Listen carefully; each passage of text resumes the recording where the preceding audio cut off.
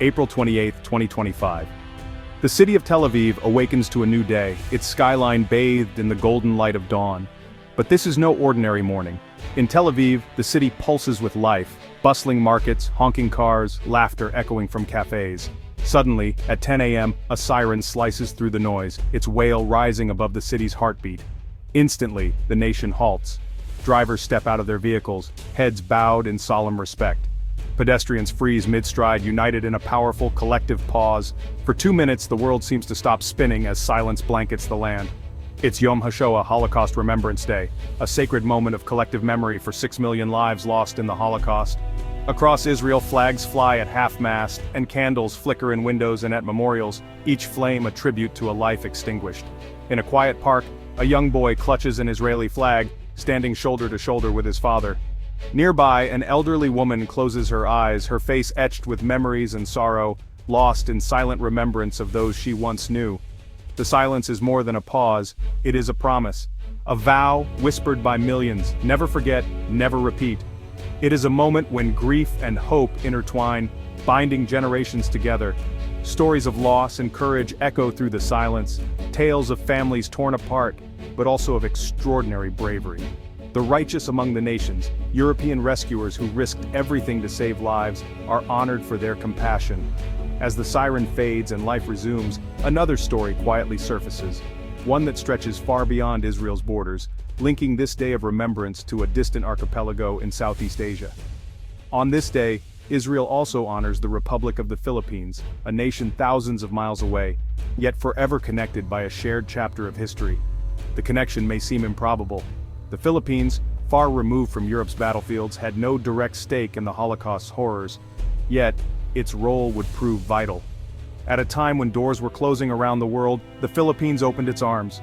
Ships carrying Jewish refugees found safe harbor in Manila, offering hope and a future when all seemed lost. Each year, Israel remembers this unlikely friendship. Ceremonies are held, wreaths are laid, and gratitude is expressed for a bond forged in humanity's darkest hour. It's a testament to compassion that defied politics and geography, a reminder that even the smallest acts of kindness can ripple across continents and generations. The Philippines offered sanctuary when almost no one else would. Families found refuge, children found laughter, and hope was rekindled in a foreign land. This act of kindness is forever woven into the fabric of Holocaust remembrance, a symbol of light in a time of darkness. This is the story of how a distant nation opened its doors, and why that gesture, born of courage and empathy, is never forgotten. It is a silence heard around the world, echoing with gratitude, remembrance, and hope for generations to come. If you like my video, then subscribe my channel, and press the bell icon for more updates. The Holocaust's geography is European. Warsaw, Auschwitz, resistance in the forests. Yet, on Yom HaShoah, Israel honors the Philippines, a nation worlds away.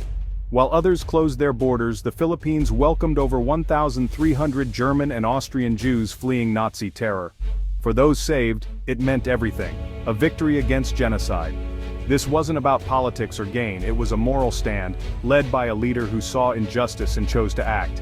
Today, that legacy is honored in Israel and the Philippines, a bond forged in crisis. It's a lesson: heroism knows no borders, and compassion can shine from unexpected places. The Philippines' story is a vital part of Holocaust memory. Even in darkness, some nations chose to open their hearts.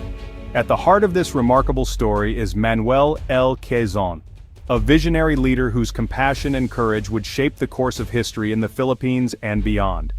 Quezon was the first president of the Commonwealth of the Philippines, a nation on the brink of independence, striving to define its identity and values in a rapidly changing world. In the late 1930s, as Quezon worked tirelessly for his country's future, he was confronted by harrowing news from abroad. Reports of Nazi persecution against Jews in Europe reached his desk, stirring him deeply and awakening a sense of moral urgency. He recognized the Jewish plight as a profound human catastrophe, transcending politics and borders. For Quezon, this was not just a distant tragedy, it was a call to action, a test of humanity's conscience. When the time of need came, their country was willing to extend a hand of welcome, he declared, voicing a promise of hope to those with nowhere else to turn. Working closely with U.S. High Commissioner Paul McNutt and the Frieder brothers, Quezon devised a plan to offer visas and safe haven to Jewish refugees fleeing the horrors of Europe. It was a bold and controversial move, one that faced resistance from some U.S. officials and skepticism among Quezon's own advisors. Yet Quezon remained resolute, unwavering in his belief that compassion must triumph over fear and prejudice. He pressed forward with the open-door policy, offering not just temporary refuge, but a genuine opportunity for Jewish families to rebuild their lives in a new land, far from persecution. Demonstrating extraordinary generosity, Quezon even offered his own estate and land in Mindanao for Jewish settlement, envisioning a safe community where they could thrive. The outbreak of World War II would ultimately disrupt these ambitious plans, scattering families and halting further arrivals. Yet, Quezon's unwavering commitment had already opened a door when most of the world's doors were closed. His leadership stood in stark contrast to the indifference and inaction of many other nations, making the Philippines a rare beacon of hope during one of history's darkest chapters. Quezon's act of conscience was more than a political gesture. It was a lifeline that saved hundreds of lives, leaving a legacy of compassion and courage that endures to this day. In 1938, fear and anti-Semitism gripped the world. After Kristallnacht, Jewish desperation soared, but the world's doors slammed shut. At the Evian conference, 32 nations expressed sympathy, then refused to help. The US kept strict quotas. Britain limited immigration to Palestine. Others cited economic woes. The message, "You are on your own." This indifference emboldened Hitler and deepened the tragedy. Against this bleak backdrop, the Philippines' offer shone. A small, struggling nation said yes when the world said no. Quezon's decision was more than kindness, it was defiance. It declared that human lives mattered more than quotas or politics. In a dark world, the Philippines was a flicker of hope. Their open door was a rare act of moral courage. Quezon's policy opened the door, but it was the Filipino people who welcomed the refugees. Guided by a deep sense of shared humanity, Filipinos embraced the newcomers. The Manilaners arrived with little, carrying trauma and hope. Neighbors shared food, landlords offered shelter, and communities opened their arms. The Jewish community and local Filipinos worked together, turning survival into belonging. Catholic convents, schools, and doctors all pitched in. This was not a government mandate, but a grassroots movement of decency. Refugees found not just safety, but acceptance and a chance to rebuild. They opened businesses, formed a vibrant community, and began to heal. The Filipino welcome restored dignity and hope to those who had lost everything. Consider Ruth, a young girl from Vienna whose life was once filled with laughter and the simple joys of childhood in the bustling streets of her city. In 1938, her world shattered. Her father was arrested during the terrifying wave of anti-Jewish violence, and her family became desperate to escape the growing danger that surrounded them. Every door seemed closed to them. Country after country turned them away, hope fading with each rejection, until against all odds, a visa to the distant Philippines arrived.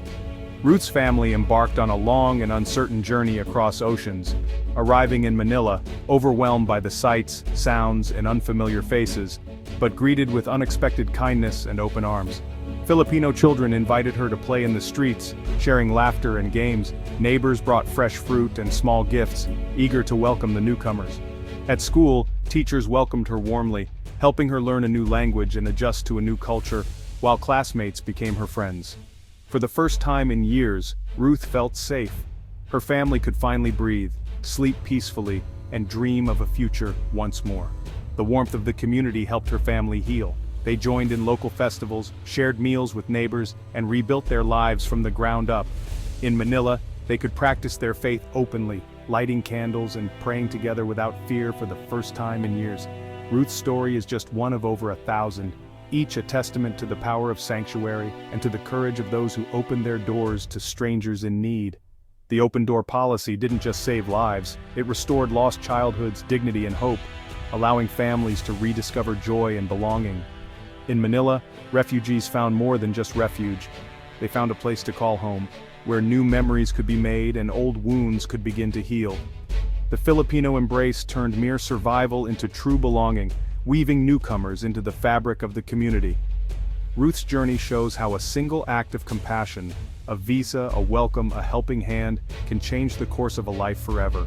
The Philippines gave her and so many others, not just safety, but a future filled with hope, friendship, and the promise of new beginnings. The sanctuary in the Philippines was short-lived. In 1941, the Japanese invaded and Manila became a war zone. Jewish refugees feared the worst. Japan was allied with Nazi Germany. Nazi officials demanded the Jews be segregated and eliminated. But the Japanese largely ignored these demands, imposing restrictions but not extermination. Refugees and Filipinos faced starvation, violence, and fear together. Their struggle became one, a shared fight for survival. Filipinos shared food, hid their Jewish neighbors, and protected them at great risk. The spirit of endured, deepening the bond between the two communities. In the crucible of war, solidarity became their lifeline. The Battle of Manila in 1945 brought unimaginable horror.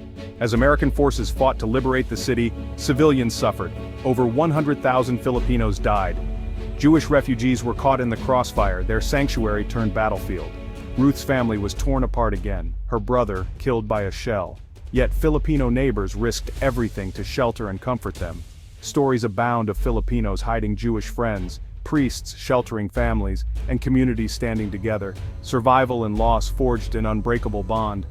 After the war, both communities faced devastation, but they rebuilt together. Some Manilaners stayed, others, like Ruth's family, moved to Israel. But none forgot the nation that saved them. Twice. The bonds forged in war became a legacy of kinship. The Philippines' compassion was never forgotten. The Philippines' compassion is a living legacy, honored by Israel to this day. The Open Doors Monument near Tel Aviv stands as a tribute to Quezon and the Filipino people. Its 3 open doors symbolize the path to safety when others closed theirs. Inscriptions in English, Hebrew, and Tagalog ensure the story endures. Every Yom HaShoah, Israelis and survivors' descendants gather to remember. This friendship is woven into both nations' cultures. Israel often sends aid to the Philippines in times of need. The story of the Manilaners is a reminder of the good that can shine in darkness. It's a call to action. Compassion is a choice, and opening our doors is an act of courage. The legacy of Quezon and the Filipino people inspires us to choose empathy over apathy. Their story lights the way for future generations.